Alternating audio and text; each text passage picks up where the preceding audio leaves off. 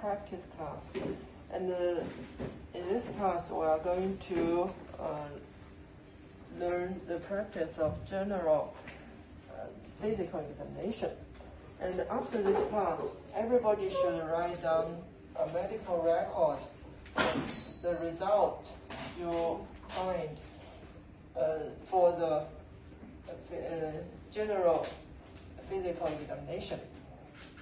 I wrote down all the content we are going to do, and we go through them. First, you should record the name of the patient and the age, the gender. Next one, the vital signs. Vital signs include body temperature, pulse, respiration rate, and the blood pressure. We don't have thermometer here, and the pulse, we have learned that in the first class, and the respiration rate. The patient can lie down, and you observe the movement of the chest or abdomen at a tangential light. Then the blood pressure. We should use the sphygmomanometer. And I have showed you this in the class. And you can see that in this kettle, it's full of the mercury. So it's very dangerous. Before we use it, we should know how to how to use it safely, right? Before we use it, we should open the valve at the end of the mercury volume here. And after you used it, then you should put it to the right side, about 45 degrees, and close it. Okay?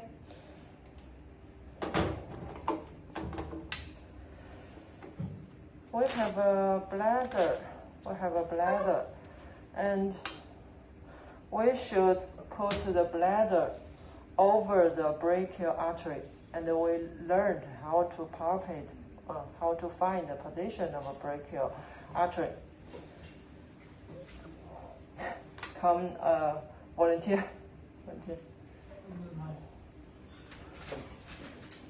Okay, thank you. Usually we measure the right upper limb, and we put the bladder over the brachial artery.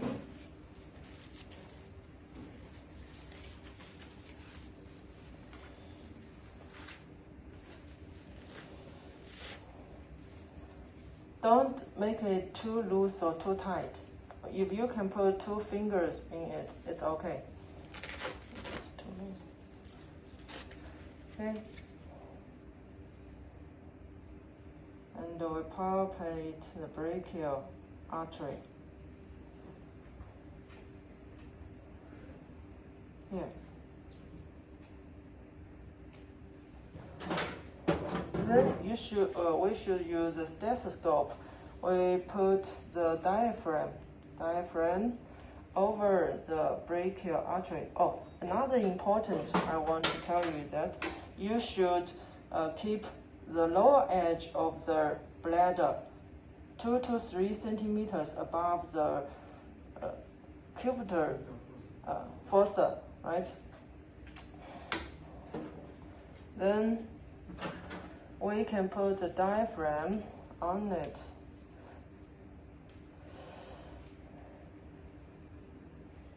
And we put on the earpiece.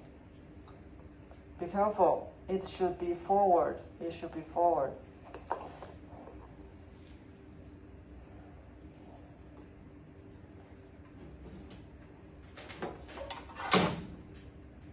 Then the heart of the patient the heart of the patient, the bladder, and the diarrheal scale should at the same level.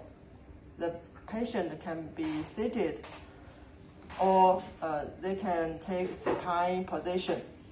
Okay, then I will close the valve here and inflate the air bag here.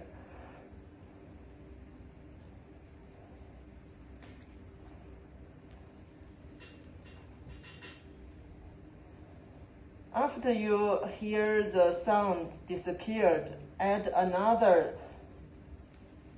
20 to 40 millimeter of mercury, and then slowly deflate the airbag. And your site should be at the same level with the surface of the mercury. When you hear the first sound, it's systolic pressure, so it's 120.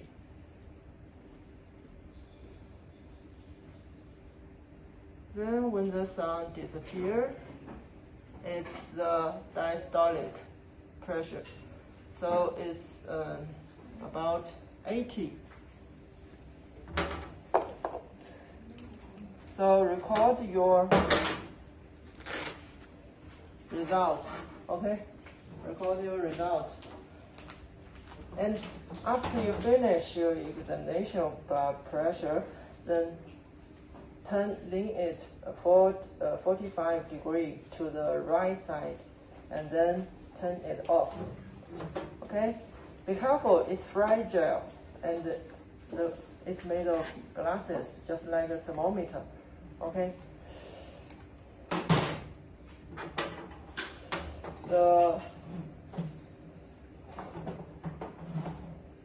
Shall we review how to listen to the sphygmomanometer?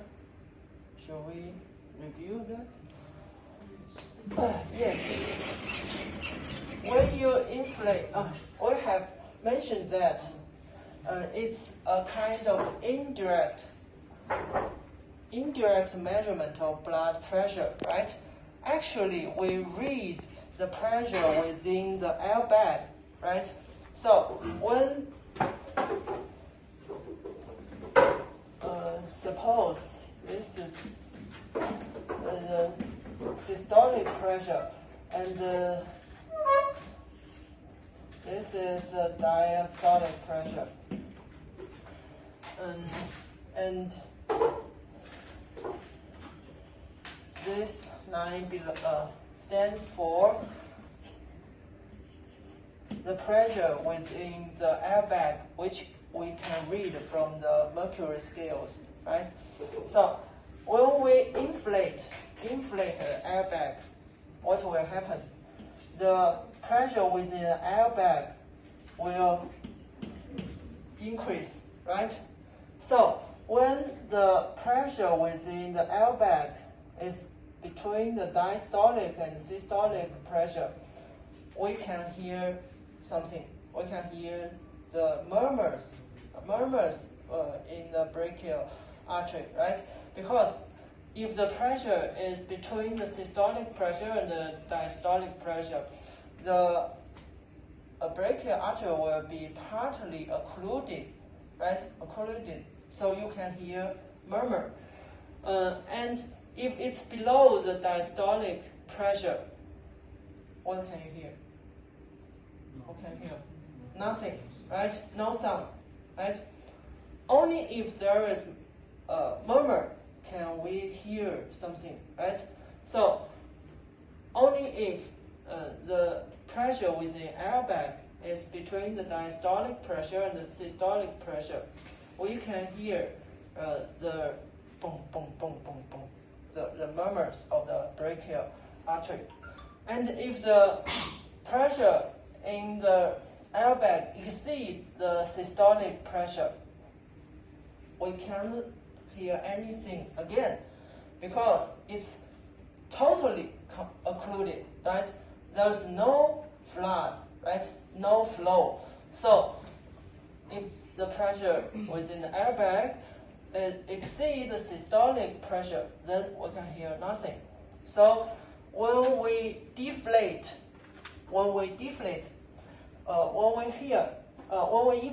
the airbag, then first we can hear boom, boom, boom, boom, boom. Then it disappears. And we add another 20 to 40 millimeters of mercury, right? And at the highest point, we begin to deflate, right? We begin to deflate, and the airbag, the pressure within the airbag will decrease. And when it reaches systolic pressure, we will hear the first sound, boom, right?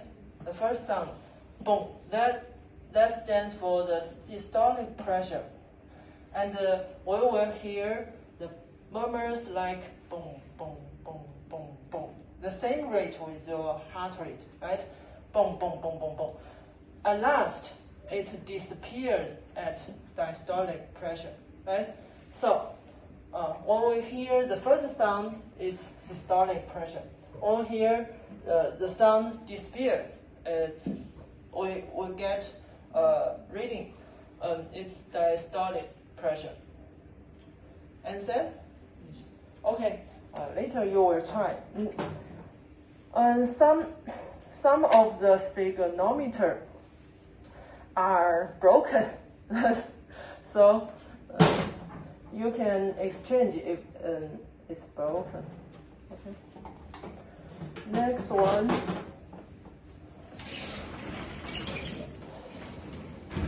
Habitus. Do you remember how many kinds or how many types of habitus there are? 3, right?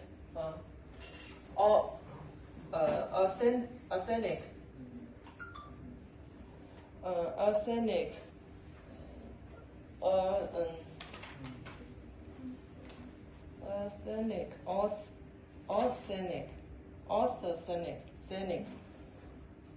So you should evaluate the patient's habitus and write it down. Next, nutritional state. We all know our height and weight, right? Because we don't have scales here. Okay. We only have the flexible tape. We only have flexible tape, but it's not for the measurement of height. But we can use this flexible tape to measure our waist circumference and the hip circumference. Waist circumference, we should measure through the middle point between the anterior superior iliac spine here and the lower edge of 12th rib, okay? Lower edge of 12th rib here. So the middle point of them. And you can take the waist circumference measurement. The hip circumference, you can measure the prominent point of the pelvic around the hips. Okay, and then we can calculate the waist-hip ratio. The ratio normally for male it should be 0.85 to 0.9. Female 0.67 to 0.8. Because the female usually has enlarged hips. And next one, consciousness. Of course, we are healthy people, right? So there were no consciousness disorders. And tongue and voice, we can hear the voice of the patient. If there is hoarseness, or the speed of their speech has some problem. Next one, facial expression. Well, of course, for normal people, we have no special facial expression. And next one, position. How many kinds of position there are? How many? The first one, active position. I can decide where to put my limbs, right? And the second one, passive position, and compulsive position, right? All of us should be active position. The next one, posture. How the people, how their body, how can they keep balance? Next, gait. Of course, except for some patient, they may have some, they may show different gait, and we should examine the skin, the color of the skin. The skin refers to the skin all of our body, not only the skin exposed to the sunshine, right? And we should pay attention to the color of the skin. And what about other characteristics? Oh, elastics, yes, right. And what?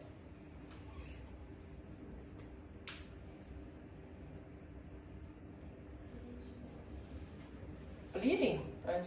Bleeding. Is there any bleeding or moisture, right? Moisture and edema, right? Edema. And what? Maybe the color, the pigment, right? Pigment. And acroma, eruption, etc. Or nodules, like that. And last part is the palpation of the lymph nodes. I asked all the online students to send me the videos of lymph nodes palpation, but not all of them do it well. Only a few of them can do it completely. So I will teach you again. Then I want to invite a boy to come here. A boy with short sleeves.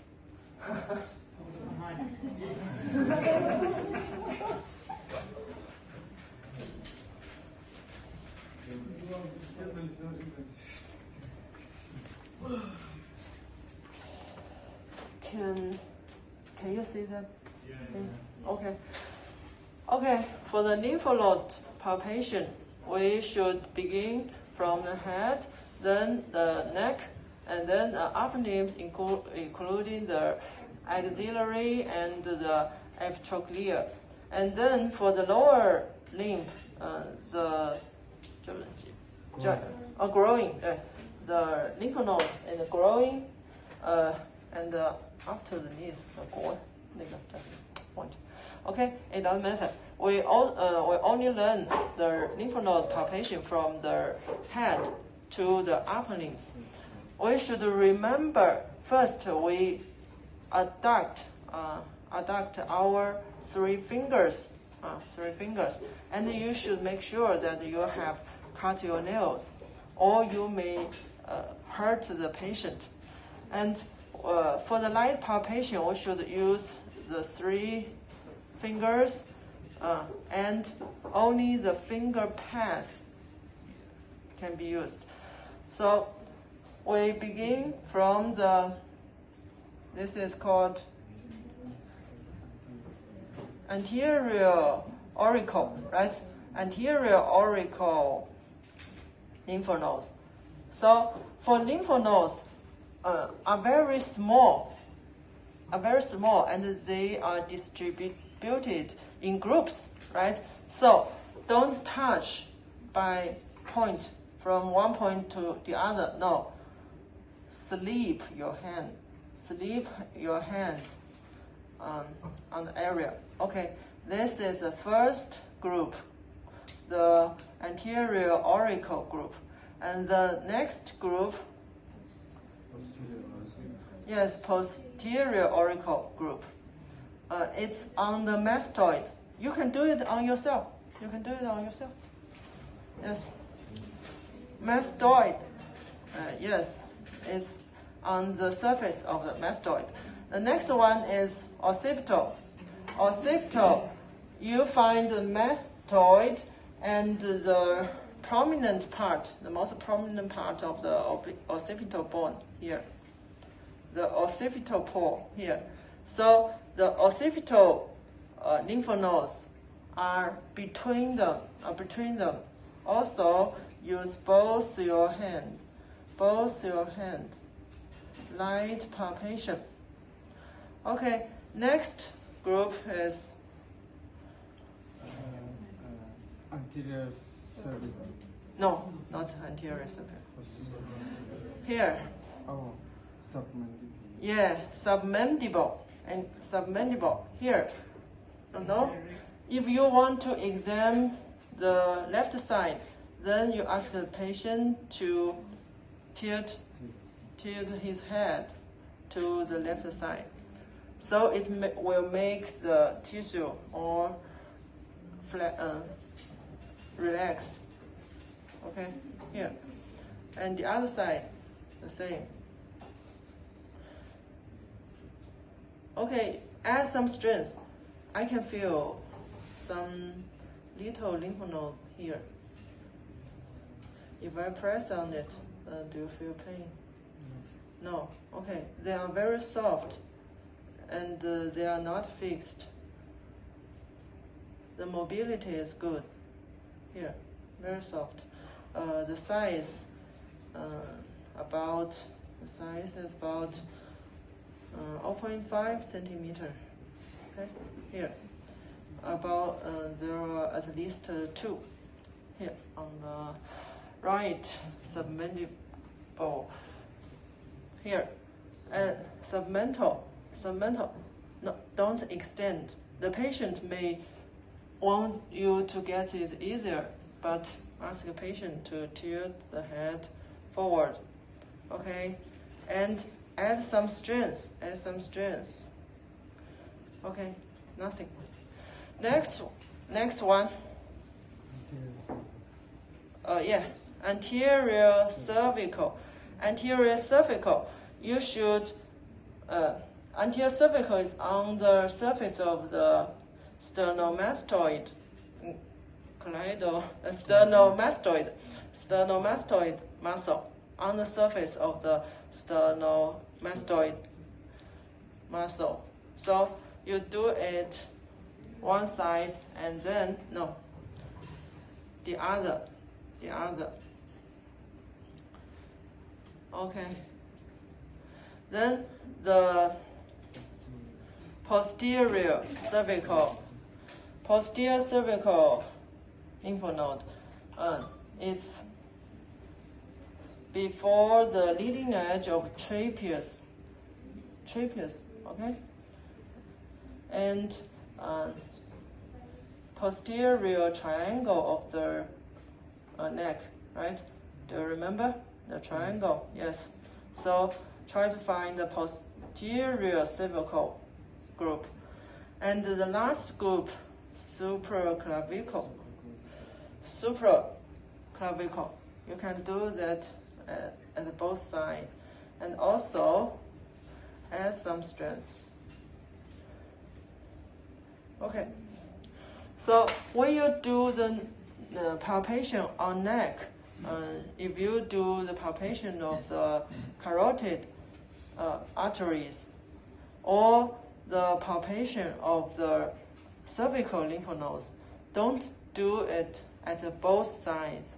Don't do it at both sides because of the carotid sinus reflex, and the reflex will make the heart rate decrease, and sometimes it will lead to the heart arrest. So you can do it side by side. Next, auxiliary.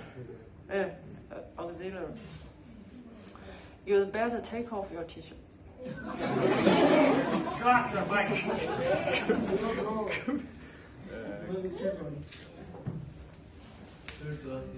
Okay, it's okay. Okay, for the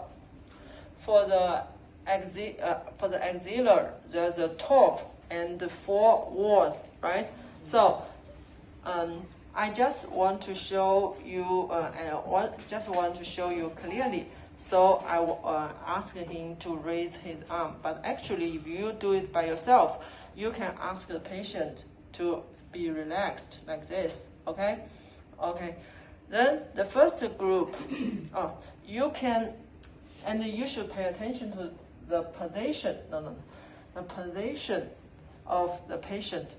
And if you do the examination of the axillary lymph node, then you'd better take a face-to-face position. Okay, face-to-face. In some videos, for the online student, they don't pay attention to the position, but we should pay attention to the position.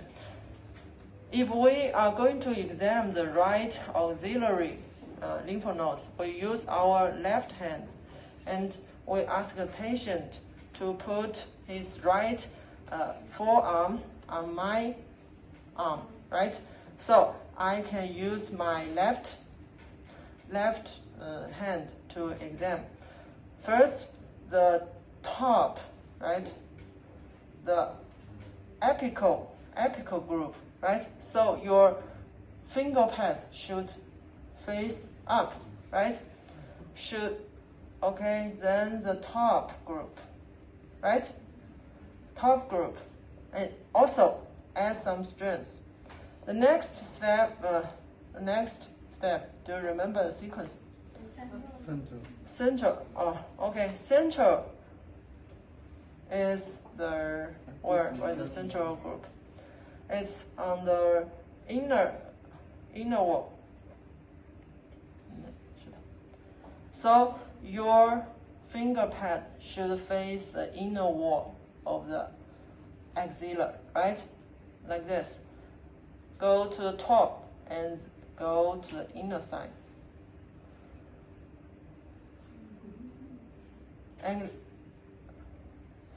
And yes, also do light palpation. Palpate an area, not only a point. Not do like this. Not do it like this. And the other, next we are going to examine the chest, apical, the chest muscle group, 叫胸肌群，对。It's the anterior wall of the axilla. So we put our finger pad towards the anterior wall, right? Okay, then like this. Do light palpation. And you can find here a chest muscle, right? Then we should do the examination of scapular. So we should face to the back wall, okay? The posterior wall of the. Okay, I can feel something very little, maybe less than 0.5 centimeters. Here, very soft. Okay, the last, the outside wall, okay? The outside wall. So and it's just at the root of the upper limb, right here.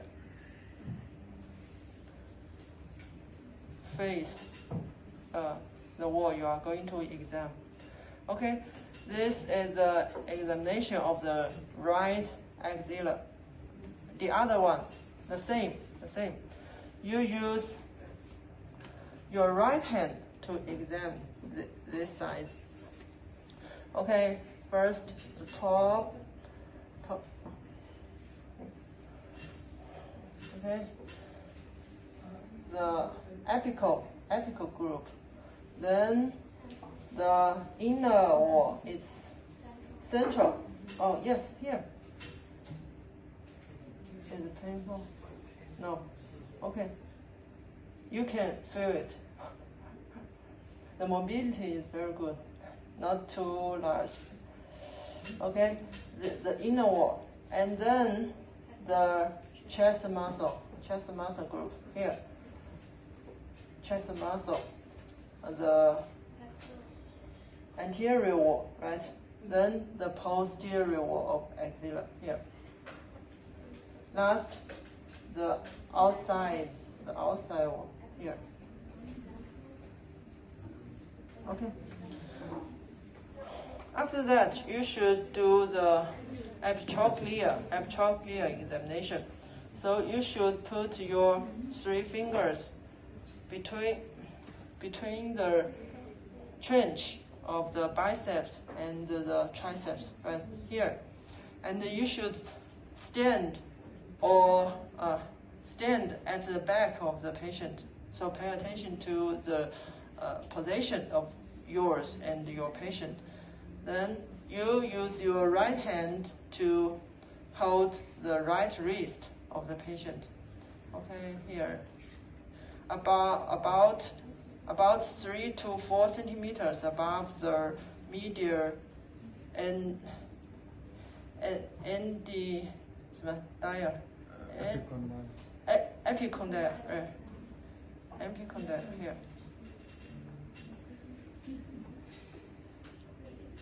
Also some very small ones here. The same method here. Okay, after you finish all of this, please write down them into a passage. And I write all the things in a form.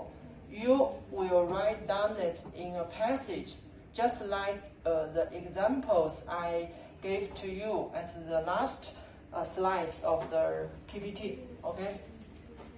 Of the last slide of the general physical examination, and you can check that slides.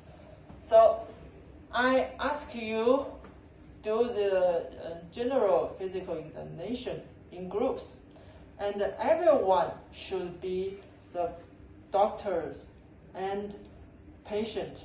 So you should examine, for example, number 1 student exam number 2, and the number 2 exam number 3, and number 3 exam number 1. So everyone should take this exam. So the name should be different. Okay? Don't write the same name and the same age, same gender, no. Okay? Okay, do it now. Oh, okay, thank you. Turn it off. Turn the video off. Okay, begin.